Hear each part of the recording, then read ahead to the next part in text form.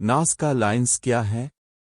Nazca lines کی تین بنیادی اقسام ہیں: سیدھی لکیریں، ہندسی ڈیزائن اور تصویری نمائندگی۔ ساحلی میدان پر 800 سے زیادہ سیدھی لکیریں ہیں، جن میں سے کچھ 30 میل 48 کلومیٹر لمبی ہیں۔ مزید برآں 300 سے زیادہ جیومیٹرک ڈیزائنز ہیں، جن میں بنیادی شکلیں جیسے مثلث، مستطیل اور ٹرپزرز کے ساتھ ساتھ سرپل، تیر، زگزگ اور لہراتی لکیریں شامل ہیں۔ نازکا لائنز شاید تقریباً 70 جانوروں اور پودوں کی نمائندگی کے لیے مشہور ہیں، جن میں سے کچھ کی پیمائش 1200 فٹ 370 میٹر تک ہے۔ مثالوں میں مکڑی، ہمنگ برڈ، کیکٹس کا پودا، بندر، وہیل، لاما، بطخ، پھول، درخت، چھپکلی اور کتا شامل ہیں۔ نازکا کے لوگوں نے دوسری شکلیں بھی تخلیق کیں، جیسے کہ انسان نما شخصیت، عرفی نام، خلائی مسافر، ہاتھ اور کچھ ناقابل شناخت تصویریں۔ 2011 میں ایک جاپانی ٹیم نے ایک نیا جیوگلیف دریافت کیا جو بظاہر منقطع ہونے کے منظر کی نمائندگی کرتا ہے، جو کہ تقریباً 4.2 میٹر لمبا اور 3.1 میٹر چوڑا ہے۔ دیگر نازکا کے اعداد و شمار سے بہت چھوٹا ہے اور فضائی سروے سے آسانی سے نظر نہیں آتا۔ نازکا کے لوگ ٹرافی کے سروں کو جمع کرنے کے لیے جانے جاتے تھے، اور 2009 میں ہونے والی تحقیق سے یہ بات سامنے آئی کہ ٹرافی کی کھوپڑیوں کی اکثریت انہی آبادیوں سے آئی ہے جن لوگوں کے ساتھ انہیں دفن کیا گیا تھا، باہر کی ثقافتوں کے بجائے۔ 2016 میں اسی ٹیم نے ایک اور جیوگلیف پایا، اس بار ایک 98 فٹ لمبا، 30 میٹر لمبا افسانوی مخلوق کو دکھایا گیا ہے جس کی بہت سی ٹانگیں اور داغدار نشان ہیں، اور وہ اپنی زبان کو چپکا رہا ہے۔ اور 2018 میں پیرو کے ماہرین آثار قدیمہ نے اعلان کیا کہ انہوں نے خطے میں 50 سے زیادہ نئے جیوگلیف دریافت کیے ہیں، جس میں ڈرون ٹیکنالوجی کا استعمال کرتے ہوئے نشانات کا نقشہ بے مثال تفصیل سے بنایا گیا ہے۔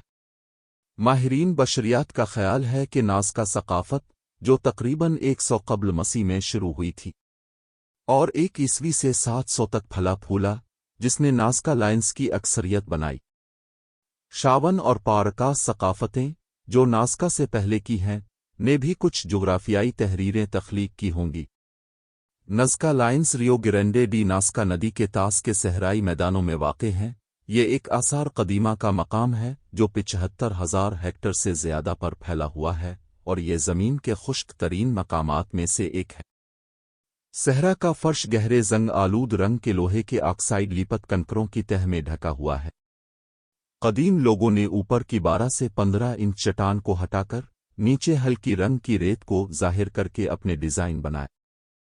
انہوں نے ممکنہ طور پر چھوٹے پیمانے کے ماڈلز کے ساتھ آغاز کیا اور بڑے ڈیزائن بنانے کے لیے ماڈلز کے تناسب میں احتیاط سے اضافہ کیا۔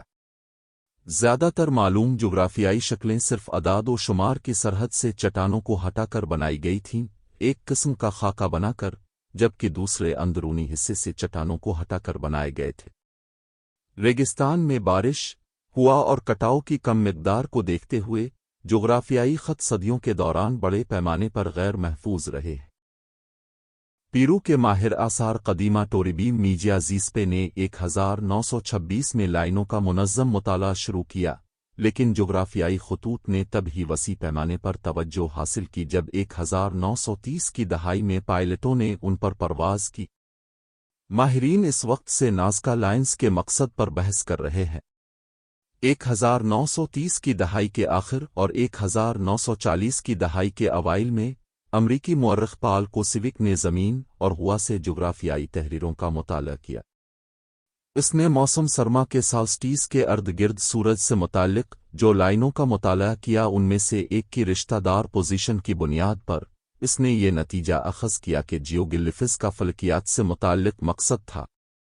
اس کے فوراً بعد ایک جرمن ماہر آثار قدیمہ اور مترجم ماریا ریشے نے بھی یہ نتیجہ اخذ کیا کہ ڈیزائنوں کا ایک فلکیاتی اور تقویم کا مقصد تھا۔ اس کا مزید خیال تھا کہ جانوروں کے جغرافیائی خطوط میں سے کچھ آسمان میں ستاروں کے گروہوں کے نمائندے تھے۔ تاہم 1960 کی دہائی کے آخر اور 1970 کی دہائی کے اوائل میں امریکی ماہر فلکیات جیرالڈ ہاکنز سمیت دیگر محققین نے نازکا لائنز کا جائزہ لیا اور جغرافیائی تحریروں کی فلکیاتی وضاحت سے اختلاف کیا۔ انہوں نے دیگر دور کی وضاحتوں میں بھی سوراخ کیے، جیسے کہ غیر ملکی یا قدیم خلابازوں سے متعلق۔ مزید حالیہ تحقیق نے تجویز کیا کہ نازکا لائنز کا مقصد پانی سے متعلق تھا، جو پیرو کے ساحلی میدان کی بنجر زمینوں میں ایک قیمتی چیز ہے۔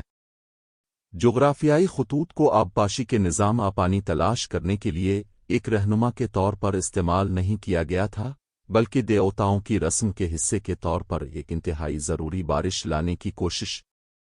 کچھ اسکالرز جانوروں کی تصویر کشی کی طرف اشارہ کرتے ہیں، جن میں سے کچھ بارش، پانی یا زرخیزی کی علامتیں ہیں اور پیرو کے دیگر قدیم مقامات اور مٹی کے برتنوں پر پائے گئے ہیں۔ اس نظریہ کے ثبوت کے طور پر 2015 میں سوسائٹی فار امریکن آرکیالوجی کی 80 سالانہ میٹنگ میں پیش کرنے والے محققین نے دلیل دی کہ وقت کے ساتھ ساتھ نازکا لائنز کا مقصد بدل گیا۔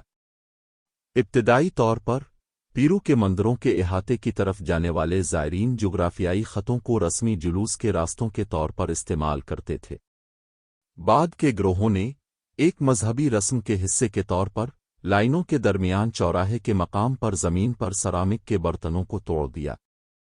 دنیا بھر میں دیگر آثار کے برعکس، نازکا لائنز اپنے محل وقوع کی بدولت بڑی حد تک غیر ارادی تباہی سے بچ جاتی ہے، لیکن جیوگلیف مکمل طور پر محفوظ نہیں ہے۔